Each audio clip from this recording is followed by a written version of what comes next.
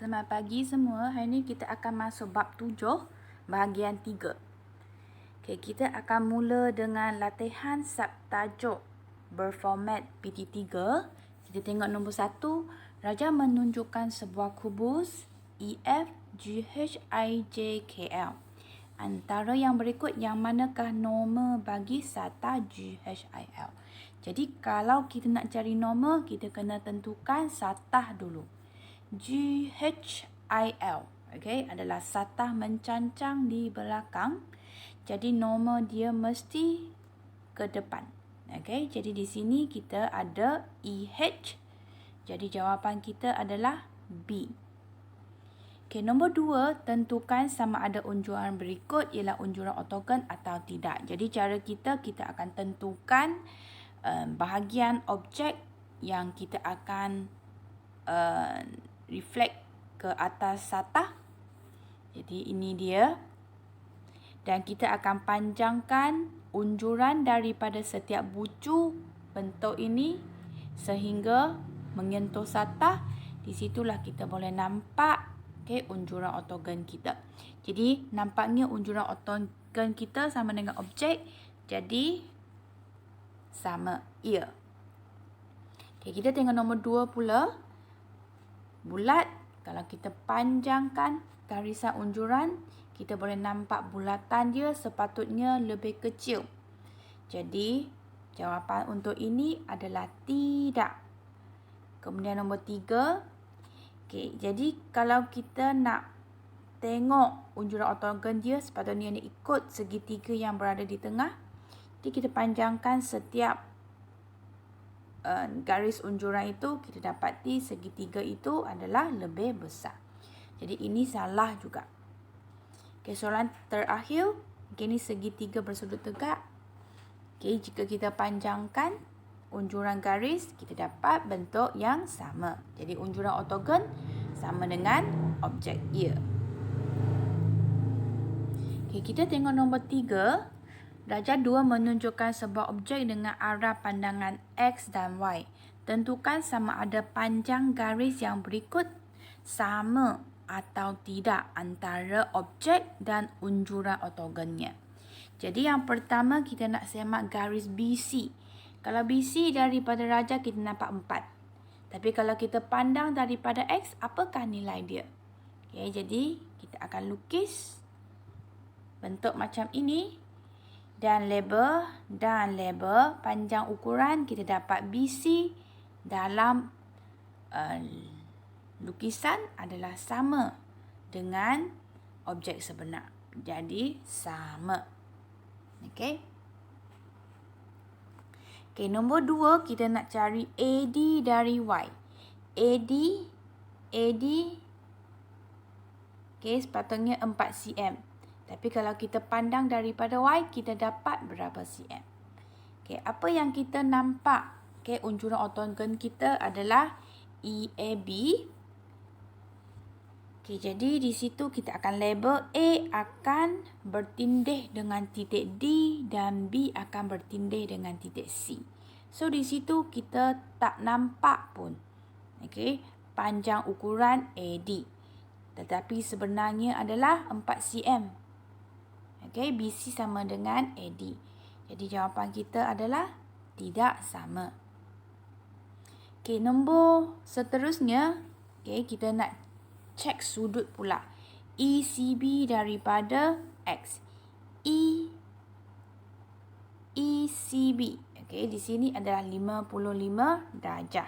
Kalau daripada X, sepatutnya kalau dalam satu satah, besar dia macam ini. Ini contoh ECB.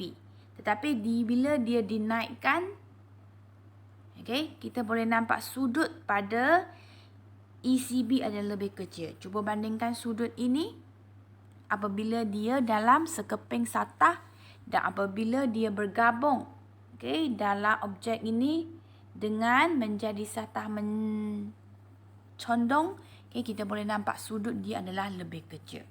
Jadi, mestilah sudut tidak sama. Okey, kita tengok nombor seterusnya EAB.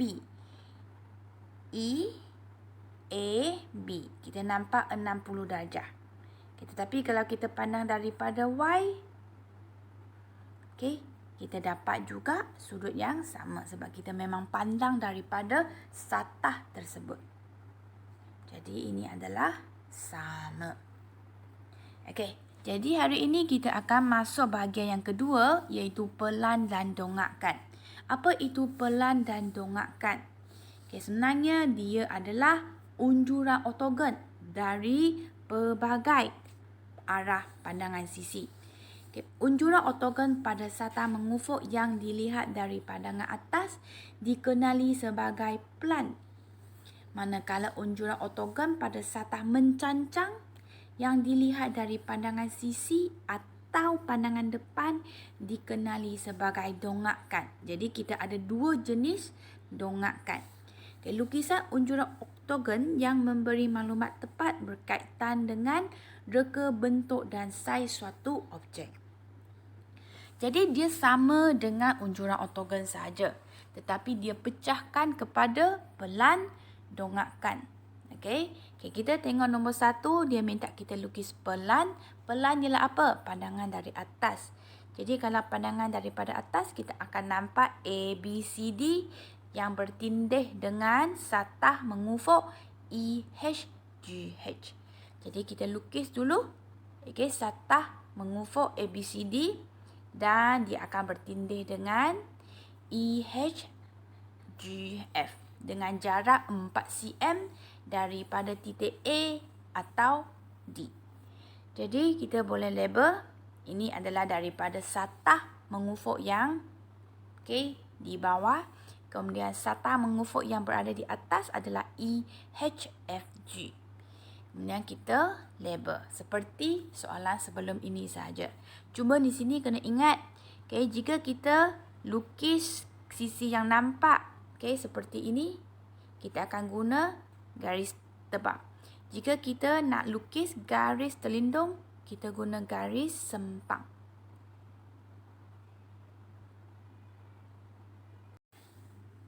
Ini pula soalan dongakkan dari arah X.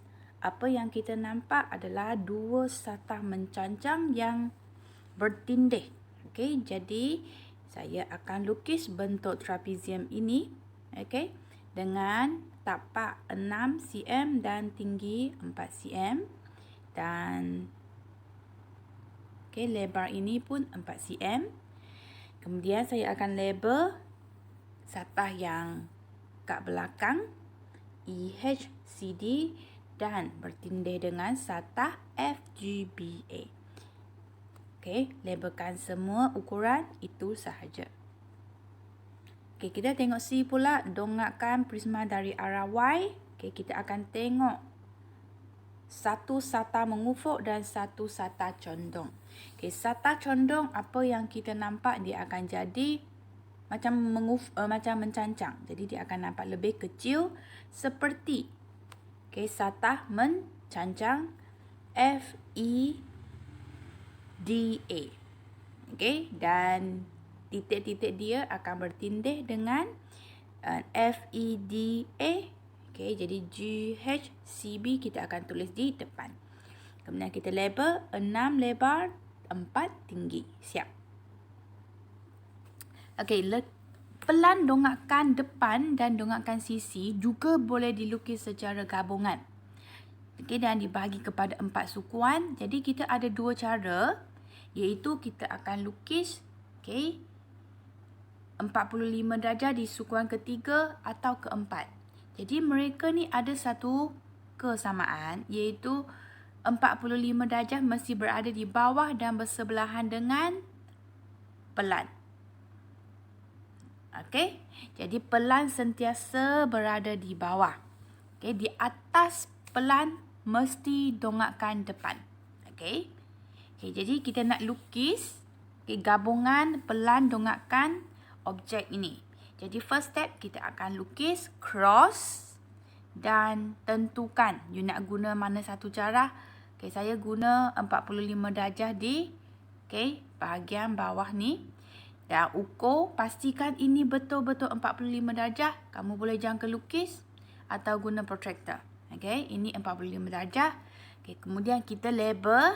Ini adalah pelan. Di atas pelan mesti dongakkan depan. Kemudian last dongakkan sisi. Jadi first biasanya kita akan lukis pelan. Jadi berbantu kepada objek ini, pelan kita ada bertindih banyak tepat. Okay, yang pertama adalah A, B, C, D.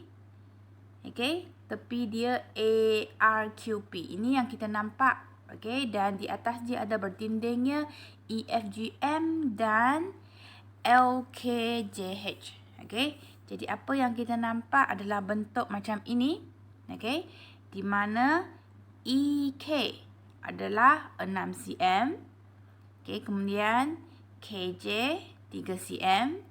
JH, okay, sini 2 cm, sini 3 cm, dan sini adalah 3 tambah 2, 5 cm. Okay, kemudian kita akan tentukan ada tak benda yang tertonjol atau ternampak apabila kita pandang dari pandangan atas. Ya, kita akan nampak MG, kita akan nampak, okay, MG, dan kita akan nampak, okay, ini FG. Okay, bila kita dah siap, kita akan panjangkan setiap unjuran ke. Okay, dongakkan depan dan bahagian ini panjangkan. Okay, panjangkan. Kemudian daripada bahagian 45 darjah, kita panjangkan ke dalam ruangan, dongakkan sisi. Okay, kemudian seterusnya kita akan lukis dongakkan depan. Okay, dongakkan depan adalah daripada pandangan X. Jadi daripada pandangan X, ini adalah satah mencancang yang kita nampak paling last sekali. Di mana dia bertindih dengan, okay, satu satah yang condong, kita akan nampak dia mencancang seperti ini. Okay, FG, TS akan menjadi satah seperti ini. Kita nampak macam inilah. Okay, dan ada lagi satu satah mencancang, HJBP, dan yang paling ke depan, SRQT. Jadi basically, kita punya tinggi adalah, okay, ini 4 tambah 3, 7. Okey, dan kita punya lebar adalah, okey, sini adalah 3 tambah 3, 6. Jadi ini kita akan nampak. Okey, kemudian daripada pandangan X, ada tak bahagian yang ternampak ke depan? Ada. Okey, kita akan nampak ST dan TQ ke depan. Kemudian GT, dia adalah condong. Tetapi bila kita nampak daripada pandangan arah X, dia akan jadi mencancang juga. Jadi dah siap, kita panjangkan sekali lagi unjuran daripada pelan ini ke dongakkan sisi. Okay, jadi last kita akan lukis dongakkan sisi. Okay, kita akan tengok dari arah Y, kita akan nampak ini. Kemudian dia bersilang dengan ini yang bentuk sama dan bersilang dengan segi 4 sama paling ke depan. Jadi kita akan nampak, okay, ini yang bertindih 2 kali, and then kita nampak JKBC di depan. Okay, jadi itulah, okay, gabungan pelan dongakkan kita. So last kita labelkan, okay, panjang dan bucu semua titik. Okay, jadi itulah jawapan kita. Okay, untuk nombor 3, kadang-kadang kita boleh nampak soalan ini TP5. Okay, dia akan terkeluar sebahagian daripada objek asal dan dia minta kita lukis. Okay, dalam soalan ni dia minta kita lukis objek yang terbaru. Darjah 1 menunjukkan objek asal. Bila kita keluarkan something, dia akan jadi macam ini. Jadi kita diminta lukis pelan, dongakkan depan dan dongakkan sisi untuk objek asal yang dikeluarkan menjadi objek baru ini. So, itulah jawapan dia. Cara yang sama dengan tadi, cuma di sini ada satu bahagian yang terlindung. Jadi kita kena guna garis terputus-putus. Jadi itu sahaja untuk hari ini. Habiskan buku kerja muka 1 muka surat 46 hingga 49 dan snap gambar untuk muka surat 48 sahaja untuk disemak. Jadi itu sahaja. Sekian, terima kasih.